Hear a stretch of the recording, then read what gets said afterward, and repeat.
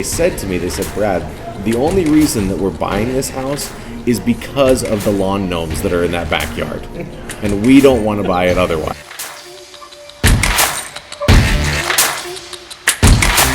But hey, you were supposed to leave that washer and dryer. It was in the purchase agreement that you would leave it. Now the buyers have gotten there. There's no washer dryer, so they're kind of angry about it.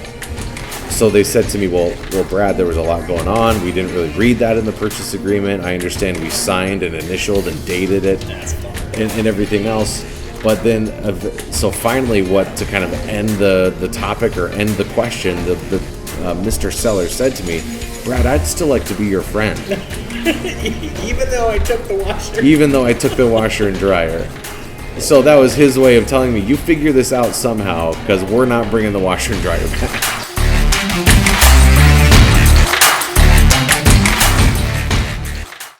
So, okay. We are on episode 2. Welcome and thank you for watching and listening, everybody that has been able to tune in. I, of course, again, am Brad Holtz with the 1867 Collective. We've had some fun doing our first podcast, and now this is going to be our second one. So we've got some good stories and got some good people here to tell them. Kind of a recap and a refresher for those of you that are tuning in or listening for the second time here, or the first time I should say.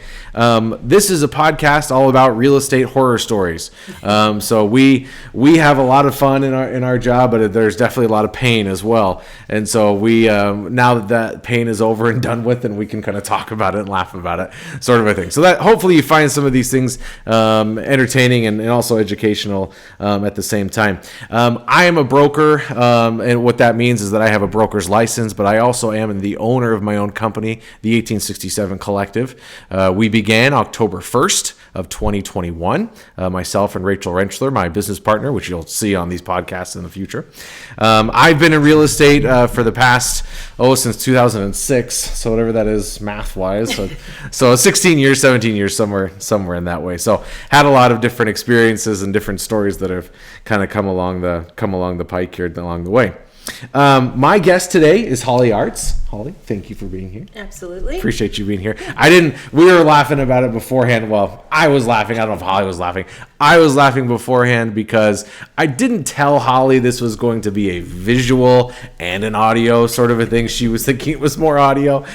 So really grateful that Holli is here and that she's able to be here. So welcome. Appreciate you being here. So I won't talk too much about, but maybe Holli, who are you? What are you doing around here? Who do you work with? Who do you represent? Sure. I work with Gershman Mortgage here in town. They are new to Lincoln, but have been in the business for 66 years. I have been in the business for 7 years. As far as mortgage goes, I've been in the real estate housing industry for a very long time. As far as interior design, then title, then mortgage. So I've kind of seen all sides of the spectrum here. So was it interior design, title, then mortgage? Yes. Is that okay? Yep. So when did interior design start? Like when did you start into that? I started interior design right out of college. Okay. Actually during college, that's what I went to school for, was architecture and interior design. Mm-hmm. Because you're in your early 20s, is that? Yep. So Yep, I'm a young buck. I did that for a long time, and then 9/11 hit, and it was just, a little different beast. People didn't want to pay a lot of money for me to pick a paint color. Yeah, that's right. Yeah, absolutely right. Yeah. Very good. Cool. Okay, so interior design, title, and now mortgage, and yes. You've done mortgage mortgage. When did you start in mortgage, roughly? I started in 2014. 2014. Okay, yep. Gotcha. Yep. So yeah, and trying to think of in kind of what was going on about that time and 2014. I don't know. You tell me if I'm wrong. Quite possible I'm wrong, but 2014, I feel like that was when things really started to loosen up in terms of finance, and we were still. People were still kind of getting used to the idea of, I have to put a down payment down and all those things. So I feel like it started to loosen again about that time. Would that be accurate, you think? From my understanding, yeah. I was obviously not around for the 2008 crisis, right. But I know that they definitely tightened things up after that. So yeah, in 2014, things were, I think, back to normal. As far as normal goes, it definitely wasn't, your subprime markets. But right. Yeah, absolutely. Yeah. Okay. Yeah. So anyway, yes. Level rates. Right. Yeah. Not just constant fluctuations yes. and things. Yeah, exactly. Yeah. Cool. Awesome. Well, I tell you what we've been waiting for. I've heard a little bit about this story already that Holli's going to tell, and it was absolutely a fun one in my opinion. And again, as a reminder to our viewers and listeners, this is something that we tell to folks as a way to laugh and a way to make light of the situation, because it was a difficult situation. But this is not meant to call anybody out, embarrass, and offend, or anything like that. So that's why we don't say addresses, we don't say names, we try to keep things as anonymous as possible. So that's why you won't hear a lot of that from Holli. But anyways, that proviso. So tell us what happened, Holli. What was the deal? I was actually in title at the time, and we were talking about horror stories as far as transactions gone wrong, sure, if you will. So we were at the closing table. Documents were being passed to be signed, and then there was a subordination document that was sent over to the husband to sign. And this was a new construction home, mind you. So backing the story up a little bit, new construction. So 9-10 months process. They've been waiting and waiting and building waiting and doing this thing together. Yeah. And anyway, the subordination clause gets sent across the way for the husband to sign to put a child support lien behind the purchase of the home. They didn't have any children. Oh, gotcha. So that was probably a little odd. Mm-hmm. Well, so what? Maybe even just a second. So, child support liens. What is that? What's necessary about that? What is it? So it's a lien that is put on the home. So that way, if the the other party that has the child that is supposed to be receiving the child support, the ex-spouse, right? Yep. If they don't receive their money, then when this home is sold, that child support has to be paid. So whatever debt is out there has to be paid. So it's always attached to a property. They want to make sure it is attached after the mortgage. Anyway, so that's why there was a subordination to make sure that the lien was put in place after the mortgage was. Because that, unfortunately, happens a lot. It does. There's a lot of child support liens that are out there. I mean, I've experienced more than once that as we're kind of working through that process, then all of a sudden a child support lien shows up and the person, oh my gosh, I didn't know that I didn't have to pay. And well, now you have to get the other spouse's approval. And right. I mean, obviously, if you weren't receiving child support this whole time, maybe there's some bad feelings there. 100%. However, they are getting paid, so right. They do like that. Yeah, right. Yeah. So, sorry, didn't mean to derail you there, but yeah. Yeah, so anyway, so this gentleman's face, like his just went white, obviously, because this was a child that was created during their marriage and that the wife didn't know anything about. So they asked for everybody to leave the room, and the couple stayed and talked, and they signed. Were there any throwing chairs, yelling? Nope. Oh, wow. I don't know how long. I don't know how long they were in there discussing, but right. They ended up signing, finished the paperwork. The wife kept the house. And then the husband ended up doing a quitclaim deed to get his name off of the house. Right away. Oh, wow. Yeah. Yeah. So there was shortly a refinance afterwards too to take him off of the loan. So the house was salvaged. It just was not together anymore. Yeah. Holy cow! Can you imagine? Yeah. I mean, again, there's a lot of papers being pushed, and a lot of it's just kind of like, okay, I get it. I owe a bunch of money. Yes, sort of a thing. And then there's this random document. They're like, oh, what's this for? Oh, it's it's for your children. Why? What? Yeah. Right? Sort of a thing. Yeah. I mean, holy cow, I can't imagine as a spouse, you've been waiting 9 or 10 months for the house. Right. And now it's finally here. And now you're making this big purchase. And then, P.S., there's this other really big thing that's going to pop up now. Right. Oh my gosh. Yeah. Wow. So it was crazy. And I'm sure everybody in the room, everybody I'm sure was shocked. But I'm sure, the seller, the builder, the loan officer and the title companies are like, oh, well, they're in with that deal. Yeah, right. Absolutely. Oh, I'm sure. I mean, it all worked out. I feel sorry for the family, obviously, because. Right. Yeah. I never want to see that sort of a thing. Yeah. Absolutely right. Oh, yeah. But yeah, I guess did it take very long as they were in the room talking also? I don't remember. Yeah, right. It's been a while. Yeah, right. It's been a long time. But still, it was that's the sort of conversation usually you have with somebody over like days, weeks, maybe months. Right. And they kind of did it there. So, whew, wow. Yeah. That's a heck of a thing. As far as handling such a situation, I think it was handled very well. Right. Yeah. Again, sorry for the family, but. Absolutely. Oh my goodness. Yeah. So what sort of, maybe as a, we always like to talk in the show about, okay, well, what maybe could they have done differently, or what could they have looked for, or whatever else sort of a thing. So maybe not specific. I think one specific thing, maybe just some truth and honesty would have been good. Communication between the couples. Communication, right. Maybe we should mention that. Maybe communication was an important part. Communication is huge. I will say, though, it should have been caught on title, because title obviously was the one that founded it. It was in the title search. So not that it wasn't caught. It should have been brought to, I guess, everybody's attention maybe before the closing. Yeah, right. That he was going to have to sign something. So at the time, the lender should have said, spouse, or whatever, Mr. Buyer, you're going to have to sign this. Mm-hmm. I guess in the lender's defense, she probably didn't know it was going to be an issue. Yeah, right. Oh, absolutely right. Oh, you figured maybe that conversation had happened. Yeah. Yeah. Well, because typically as you're taking a loan application, that is, that's one of the many questions, right? As we talk about income and different liabilities and things like that. Is that, right? Am I saying that right? Yeah, 100%. Okay. Typically we're asking, if you have children, if they're married, you don't necessarily ask if there's child support or alimony or anything like that. Right, right. Yeah. But it is one of the questions in the disclosure package is if you have any child support or alimony. So if it was answered truthfully, then it shouldn't have been an issue. If they thought it was going to slide underneath the table and they marked it incorrect, then unfortunately that's something we get to find out at the closing table. Yeah, absolutely. Wow. Yeah. Well, crazy. Yeah.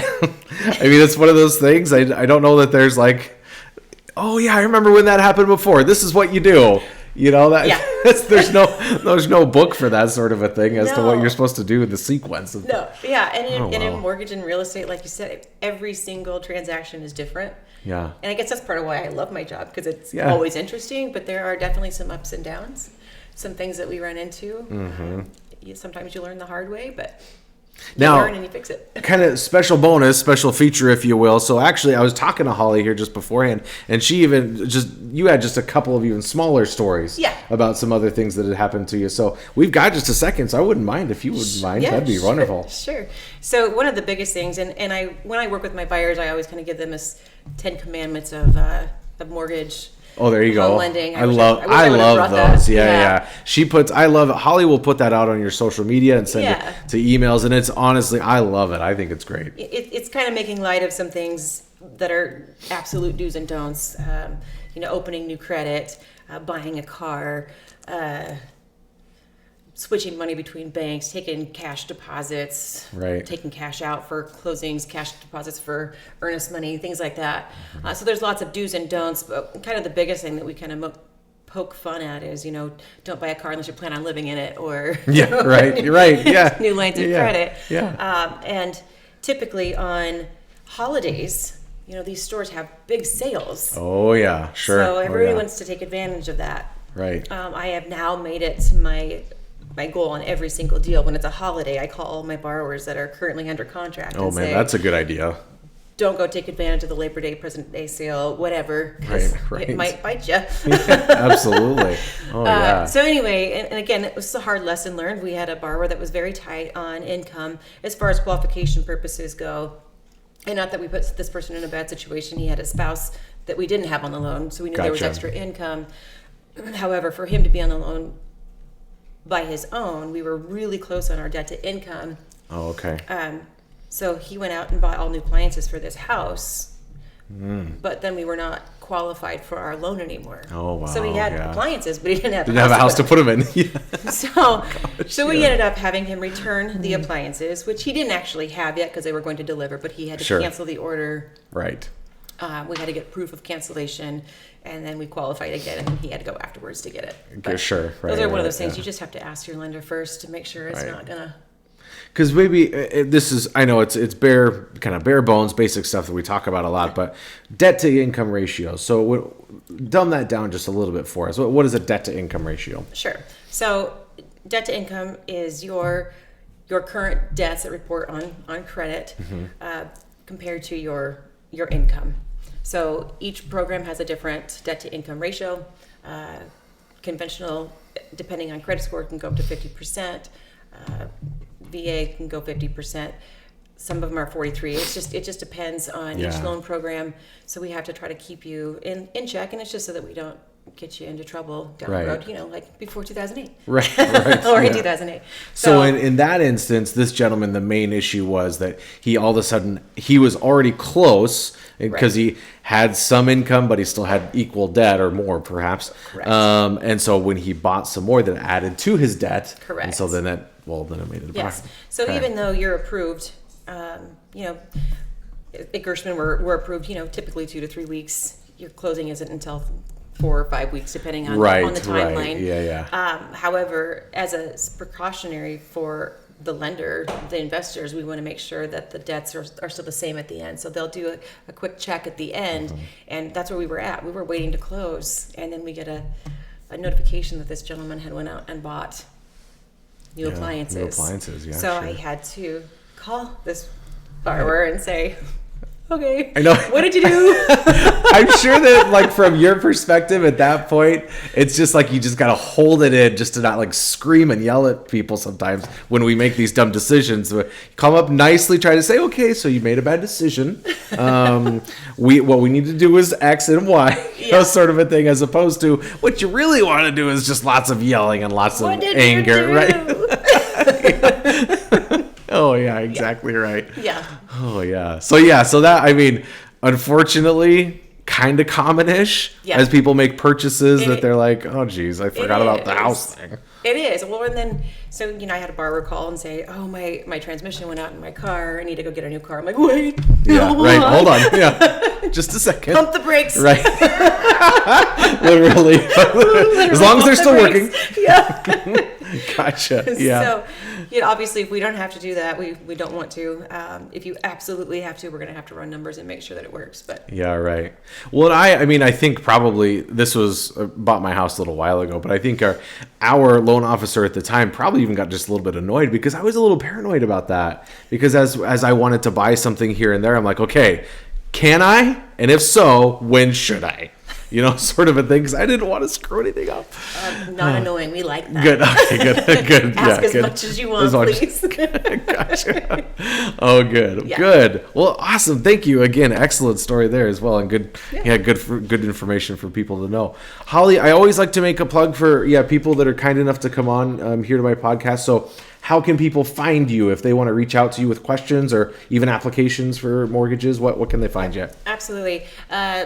You can reach me on my cell phone, which is what I prefer. My cell phone number is 402-440-2134, or you can go to hartzhomeloans.com. So it's HARTZ.homeloans.com. Oh, there we go. Okay. And we've got a sound engineer guy that's really good to put that up on the screen for us. So as people are doing our video, they don't have to write it down and everything. Good. Awesome. Do you want people to find you on social media or anywhere on there perhaps? I am on social media, I'm on Facebook, Instagram and LinkedIn. Yeah, okay, very good. So looking up Holli Artz probably is the best way to do it. Yeah, okay. If you Google my name, I pop up everywhere. Yeah, right. Good. Very good. Awesome. Yep. Well, good. Well, as always, you can follow our show at Nightmare on 123 Main Street. I didn't even say that, did I? Nightmare on 123 Main Street. Of course, the name of our show, and you can find us on YouTube and also on Instagram, where you'll be able to see the different episodes that we've been doing. See this wonderful episode here that we've had with Holli Artz. Again, thank you very much for being on here. And if you have a story that you would like to share, please send us a DM or give us a phone call here that you might want to be on here and share with us, and we'd be happy to have you on. You always think as you hear a story that like, oh, okay, that was good. But then there's always at least 1 or 10 more of these sorts of things. So we will call it quits for today, and thank you for watching and listening, and we will see you next time. Thank you.